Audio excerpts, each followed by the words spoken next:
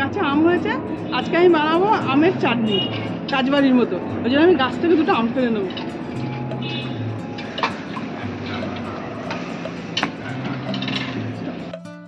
বড় বড় আম হয়েছে, এবার এগুলো দিয়ে আমি আমের মশলা চাটনি করবো। চলুন চলুন।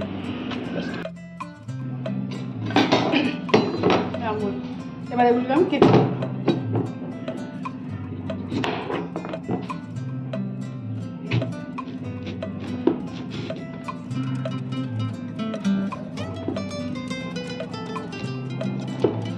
শক্ত শক্তই হয়ে গেছে। এই খোলাটা আমি ছাড়াবো না, খোলা শুদ্ধ করবো।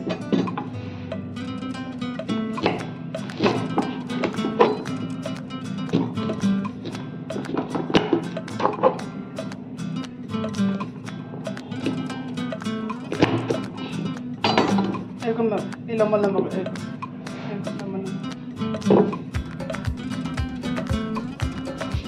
আমগুলোকে দেখুন আমি এরকম লম্বা লম্বা খোলা শুদ্ধ কেটে নিয়েছি, ভালো করে ধুয়ে নিয়েছি, গাছ থেকে পেরে এনে লম্বা লম্বা করে কেটেছি। এবার আমি কড়া বসিয়েছি, কড়াতে দিয়ে খুব একটু তেলের মধ্যে দেবো অল্প করে পাঁচফোড়নটা যে ফুটে যাবে দেবো আমি আমগুলো। পাঁচফোড়নটা ফুটে গেছে, এবার দেবো আমি এই আমগুলো। দেবো অল্প আন্দাজ মতো নুন, দেবো একটু হলুদ, এটা আর কিছু দেওয়া হবে না। হয়ে গেল জল। কাজবাড়িতে যেমন করে না মশলা আমের চাটনি, ঠিক সেরকম করবো। এটা ফুটুক। এবার এতে যেটা আমি দেবো মশলাটা বানাবো, আমি দেওয়ার জন্য মশলাটা বানাবো। তার যে মশলার মধ্যে নিয়েছি একটু পাঁচফোড়ন, দুটো শুকনো লঙ্কা, একটু গোলমরিচ আর একটু সর্ষে।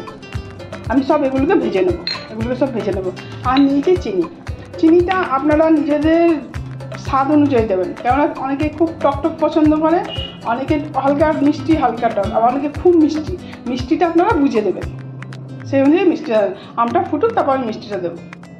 ততক্ষণ আমি মশলাটাকে বানিয়ে নিই। আমি ফুটতে শুরু করে দিয়েছি।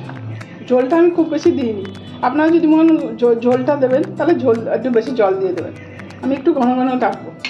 ফুটতে শুরু করেছে, এবার আমি দিয়ে দেবো চিনিটা আপনারা টেস্টের উপর ডিপেন্ড করে দেবেন, কে কেমন মিষ্টি খাবেন।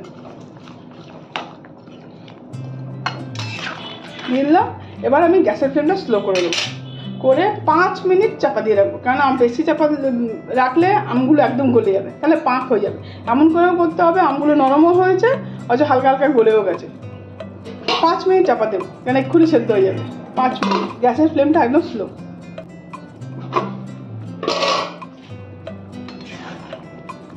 5-6 মিনিট পর দেখুন আমগুলো মোটামুটি ভেঙে এসছে, এই নরমও হয়ে গেছে, হয়ে গেছে।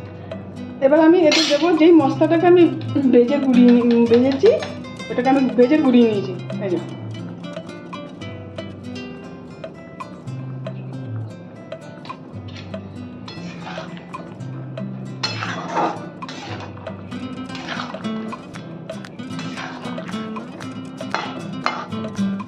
গ্যাসের ফ্লেমটা আমি হাই করে 2 মিনিট ফুটিয়ে নেবো, ব্যাস হয়ে গেছে অনুষ্ঠান বাড়ির মতো মশলাদার চাটনি, আমের চাটনি।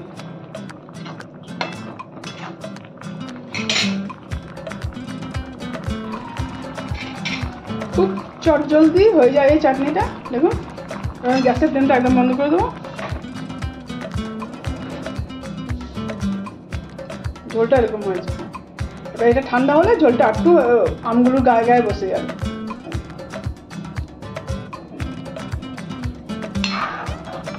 বা এটাকে আমি ঢেলে নেবো। এরকম হয়।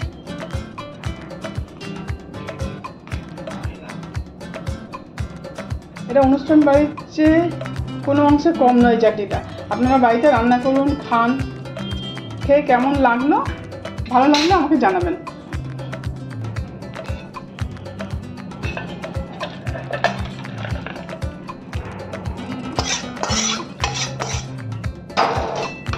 খুব জলদি আমার চাটনিটা হয়ে যাবে, খেতেও খুব দারুণ। এই গরমে এই দেখুন এই ঝোলটা এরকম হয়েছে, ঠান্ডা হলে ঝোলটা আরও বসে যাবে, গায়ে গায়ে ঘন হয়ে বসে যাবে। আপনারা রান্না করুন, খান, ভালো লাগলে আমাকে জানাবেন।